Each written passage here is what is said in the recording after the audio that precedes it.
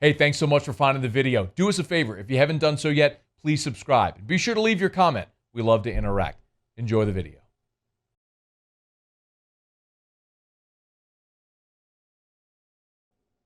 Saints win their 8th straight. They go to Denver, take care of business in emphatic fashion against the Broncos, a place where the Saints had only won one time, 1994, Christmas Eve, 1994, the only time the Saints had won in Denver. They won in spite of having no semblance at all of a passing game, but they didn't need one because of what transpired in Denver with their quarterback situation. And listen, it was a very unenviable spot for the Broncos to have to start a practice squad wide receiver at quarterback. Kendall Hinton hadn't played quarterback since 2017 at Wake Forest, but there they were out of necessity. It's what it is. Listen, I do feel badly for Denver. I do. I feel badly for Denver. I think the NFL did make an example out of them.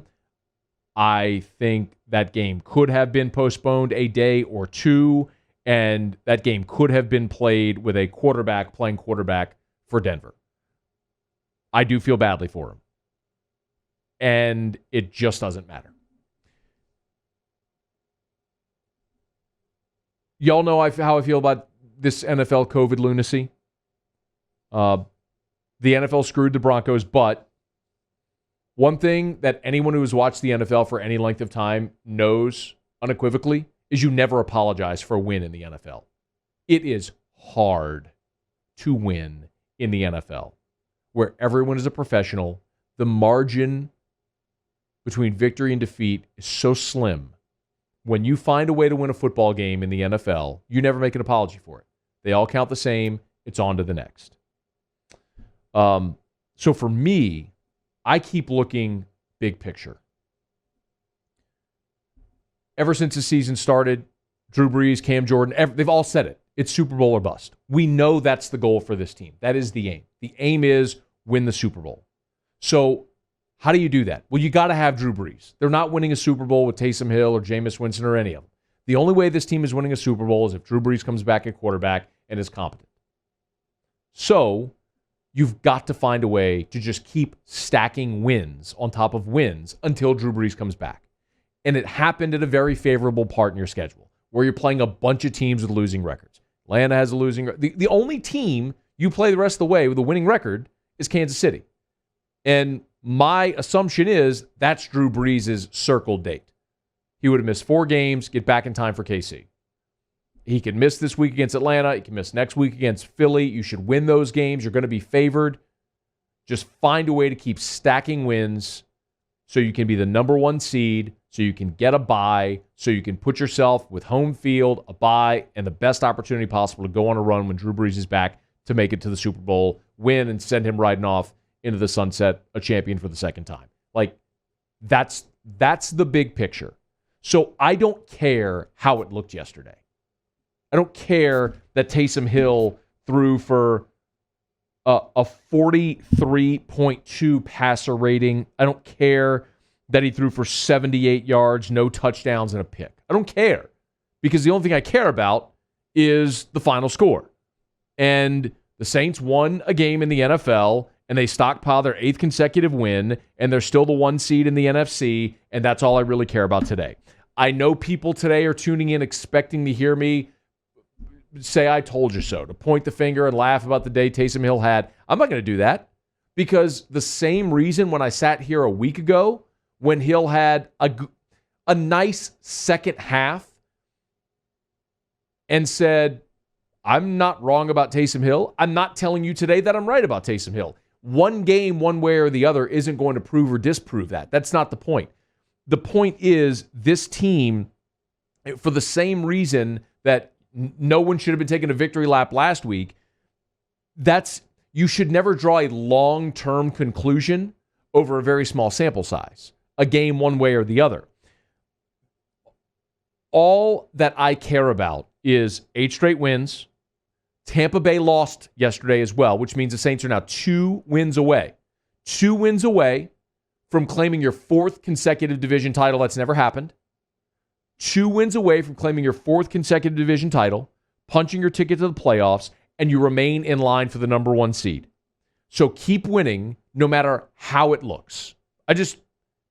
I don't care. Yes, I feel badly for Denver, but I'm not going to make any apologies for how this went. A couple of the takeaways from the game itself: defense was awesome again. The Saints defense yesterday broke the tie with the 89-92 Philadelphia Eagles for the record number of consecutive games holding an opponent under without a 100-yard rusher. The Saints broke the tie at now 54. It's an incredible streak when you think about it, especially on that day when Denver couldn't throw the football and all they were going to do was run. For the Saints defense to have the type of day they did was incredible. I love what this defense is, especially with the addition of Quan Alexander. He didn't stuff the stat sheet yesterday, but he is exactly what this defense needed. I loved the trade when they made it because it made them better on the inside. And absolutely, I've loved it even more seeing him in the black and gold because he is a perfect complement next to Demario Davis. You have 2 incredible inside linebackers now behind a defensive line which is dominating. Cam Jordan got another sack yesterday. This defense did exactly what they needed to do, which was limit that running game, control the pace of the game, and let everything else fall into place.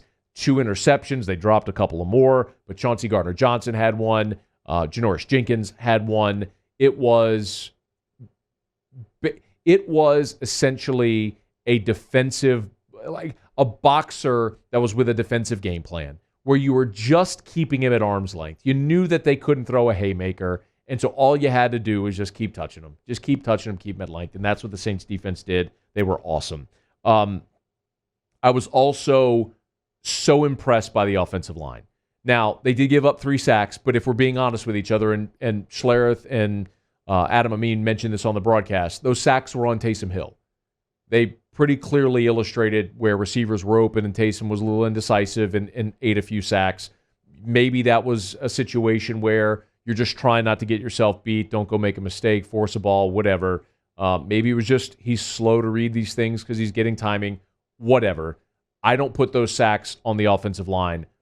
The offensive line, on a day where it was very clear the Saints were just going to load up and run the football, paved the way for 229 rush yards on 44 attempts, 5.2 yards a carry. For a team to rush for over 200 yards in an NFL game and better than 5 yards a clip is just silly. I mean, it's almost like Georgia Tech running the triple option against Cumberland. I mean, you just don't see that typically in the NFL, but the Saints did it. 4 rushing touchdowns. They were awesome. It was just a very workmanlike performance. Loved the day that Latavius Murray had. 19 carries for 124. 19 for 124 and 2 touchdowns. And it took a ton of pressure off of Alvin Kamara, who's dealing with a foot injury. Kamara had 11 carries, just 1 reception, so he only had 12 touches on a day where you were really hoping that you could maybe let him lighten the load a little bit. You were able to do that, so that was fantastic as well. And maybe the best news, aside from getting the win, is you came out of this game with Denver healthy. You came out of this game with Denver without any significant injuries. Fingers crossed on Janoris Jenkins, but you didn't have to exert yourself. You came away mostly healthy. You know that you're going to get Sheldon Rankins back here as he's activated off of injured reserve. You're going to get even better and deeper on that defensive line. Marcus Davenport played maybe his best game. 3 big tackles, a tackle for loss, 3 pressures, 3 quarterback hits. He was fantastic yesterday. This was an all-around professional performance when you know you're better in every phase and you just go take care of business and what you needed to do to get a win and get on to the next. So that's what it is for these New Orleans Saints now with their 8th consecutive win. As for the day Taysom Hill had, here was Sean Payton about how Taysom played against Denver. Now, listen, I thought Taysom played well, but he played an entirely different type of game, and that had a lot to do with me relative to how we wanted to play this game. So, no, there wasn't anything challenging, but I was in his ear 24/7 just about being smart with the football. So Taysom even sort of reiterated that after the game as well, that was sort of how the plan changed when they learned about Denver's circumstance. I mean, yeah, it drastically changed, and then as far as evaluating my performance, it's a difficult game to look at as a competitor and feel, really gratified about.